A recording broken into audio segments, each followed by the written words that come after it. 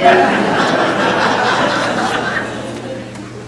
first thing I'm going to say is, if I were a young college graduate, I'd probably be applying to TFA. For one thing, I wouldn't be able to get a job anywhere else at this point. But I think what's sad is that there are districts that are laying off experienced teachers at the top of the salary scale and bringing in TFA because they can save money by doing that. What I don't like about TFA, which I tend to tell them, is that they present themselves as the solution to the problem of low achievement, of the achievement gap. They're going to send in young, inexperienced kids who, right out of college, 5 weeks of training, who are going to close the achievement gap. That is ridiculous. It is just ridiculous. And you know, Jesse, you said it well. You don't become a good teacher when you're just graduated college, a few months ago. 5 weeks of training doesn't do it. And teachers, study after study has shown that the least effective teachers are those in their first 2 years. You're just figuring out what to do in the classroom, and then they're gone. So for them to present themselves as the answer, they're the answer to what smart young kids right out of elite university should do before they get a real job. But that's not the answer for American education.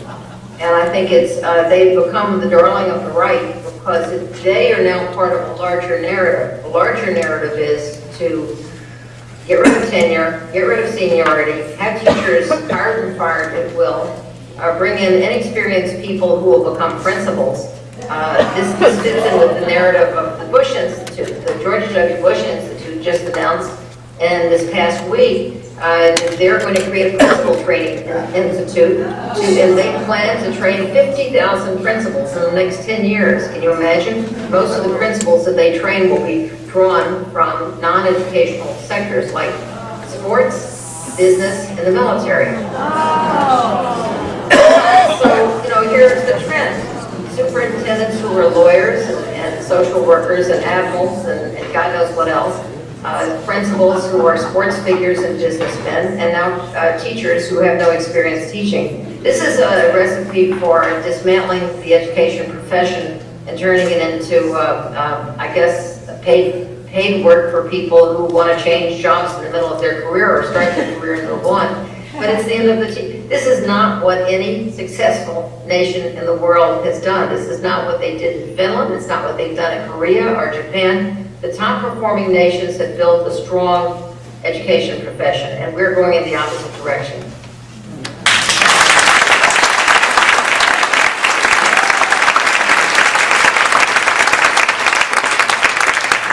Okay, thank you. Now here are some questions from the audience, and these two questions both pertain to teacher evaluations, and I'll read them both, and I think Dr. Ravitch, you might be able to address them both. First one is from an elementary teacher that says, how can teachers in our communities redefine evaluation so it reflects what we truly expect students to learn and what we define as successful? And the second question is from a high school teacher from Ballard. It says, our union, SCA, agreed to a contract which includes an evaluation system based on student test scores. This vote was passed out of fear. What should we do now?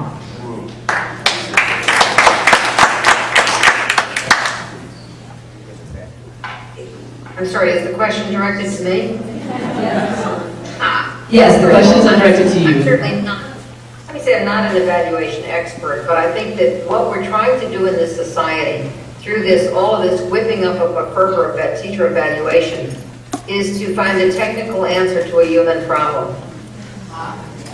We're trying to find a way of getting a measure that will give us a number. It's as if we were to devise some machine and we could put it on street corners and say, just put your hand in this machine and you'll get a medical report. Instead of going to your doctor and getting a physical, just put your hand in the machine or put your foot on this pedal and it'll give you a readout. Well, it doesn't work like that. You have to go to the doctor. He's going to check your heart rate, your pulse, look in your ears, check your throat, look at your past medical history, and then he'll put it all together, looking you in the eye, and make a judgment based on his or her experience. And that's what we want in schools is to have, that's why I emphasize the importance of having principals who are themselves the head teacher, the master teacher, because they're the ones, if we have a crisis, we're making decisions. It's the administrators who hire the teachers, evaluate the teachers, decide who is entitled to get due process rights, which is not really tenure, but due process rights. So if bad teachers are being hired and given good evaluations, we don't have a teacher problem, we have an evaluator.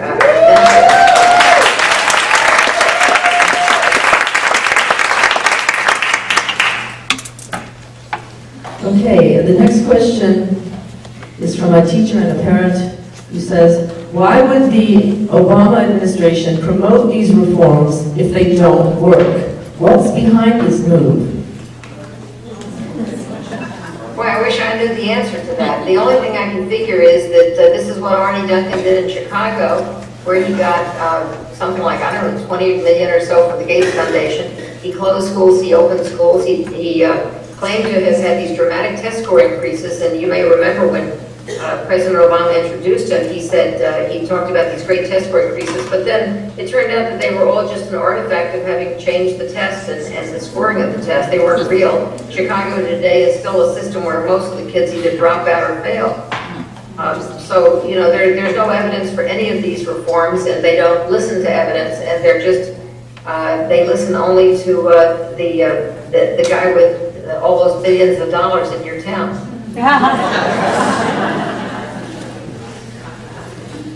Okay, these next two questions are also related. What do Gates and Broad hope to gain from charter or private schools? Reallocation of tax dollars, schools as vehicles to sell products, testing contracts? I don't get what they have to gain. And then this related question from an elementary second grade teacher. Why are the philanthropists and hedge fund managers pushing so hard to privatize education? What's in it for them? What is their true motivation? Profits! Well, I do think there are people in the charter movement who are in it for the money, but I don't think billionaires are. I think that it may be just that they enjoy controlling things. Because I don't think there's any money in this for the Gates Foundation, the Broad Foundation, but everybody who has dealt, for instance, with the Broad Foundation has told me that it's extremely controlling. They pick out the people who are going to get their money, and if an organization doesn't exist, they create the organization to do what they want done. And they just have a strong ideology about how things should be done, and they apparently don't believe that the public sector can do anything well. I know that I and my life, and I write about this in the book, have been involved with various conservative think tanks, and I'm obviously not anymore, but they don't believe in the public sector. They believe that the government can do nothing right, and so I think I can't really say, because I did have a conversation at one point with Eli Broad. He believes very strongly in management, and he believes very strongly that with strong managers, I mean, he likes, for instance, mayoral control in New York City because the public is completely excluded from decision making. The public makes things so messy. You know, you have to debate things and people disagree, and it makes for slow decisions and bad decisions. He wants tough management that'll do things quickly and decisively, and so that's what he's investing in. But I can't really speak to the motivations of all of these people. I think with the hedge fund managers, it's just become a kind of a pet cause. You know, I have my charter school, and my charter school gets great scores. How's your charter school? It's like maybe they should be interested in polo ponies or yachts.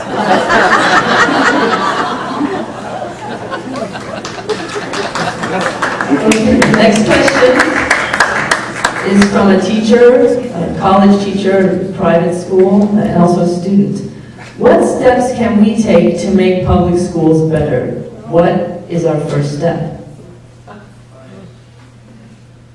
Well, I think that we're at a point now that's very dangerous because of this monologue. It's not a dialogue. This monologue that's coming from Washington. I would say that right now I'm focused on how do we get the word to the policymakers. How do we get the word right? There's been a federalization of education policy. How do we get the word to people in Washington that they're on a dangerous path and that the people of America don't like it? That's a very key thing to support public education. And, you know, writing letters to the editor, writing letters to your congressman. In Washington, they think that there's support for this agenda. They don't know that there's a massive groundswell. I mean, I have since last March talked to probably, I don't know, 40,000 people. I've been all over the country. I don't see any support for this agenda. Maybe the support is in the corporate suites, but I don't go into the corporate suites in the boardrooms. I go and talk to teachers and parents and people like yourselves, and there's no support for this agenda, and Congress doesn't know that. And so when, for instance, a few months ago or last summer, Congressman Obey, who heads the Appropriations Committee, tried to cut the funding for Race to the Top. And President Obama said, I'll veto the entire appropriations package if you try to cut Race to the Top. That's my signature initiative.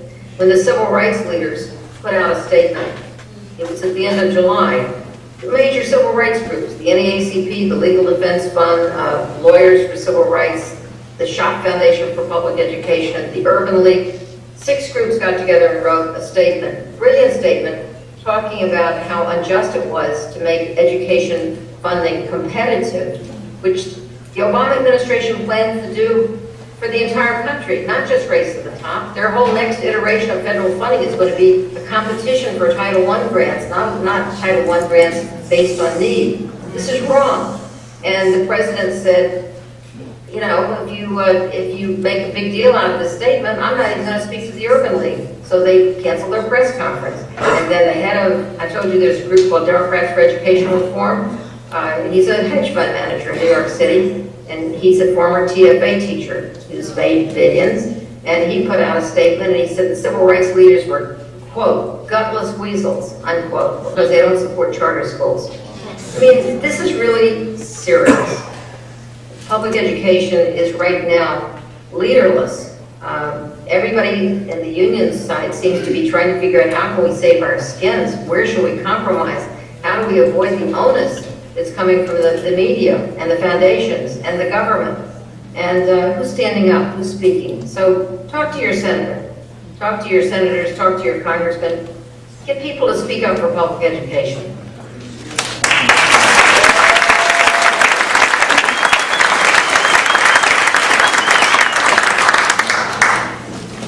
Okay, well, I think you answered the question I was just about to ask, which is how do we unify under the banner to stop the reform movements? So, Dr. Ravitch, it sounds like you're saying that we need to communicate with our legislators about this. Is that correct? Absolutely. Okay. And have you spoken directly to President Obama about all of this? This is a question from a high school teacher who's been laid off. He seems like an intelligent person. Why is he so supportive of all of this? Well, I was invited not to speak to President Obama, but I did speak to very high-level people in the White House, the head of the Domestic Policy Council, and Rahm Emanuel, who's now running for mayor of Chicago. Good riddance. And the president's education advisor. And they said they didn't want to hear my criticism, they wanted to hear my proactive ideas. So I gave them some proactive ideas, and then they asked me what I thought about merit pay. And I said, I think it's going to be a huge waste of money. And they just kept throwing out what they're already doing and saying, well, what do you think about this? And I told them why I thought it was wrong, but I just had the feeling they had a script and their ears were not open. I don't know why the president is not listening. I guess, if you go back and listen to what he said during the campaign, he was already giving hints that he was going to do some of these things. And this was, look at the New Republic. It's supposed to be a liberal magazine. I've been savaged by the New Republic. They claim that I go out and speak to teacher-dominated audiences. Isn't that a frightening thought? I confess, I speak to teacher-dominated audiences.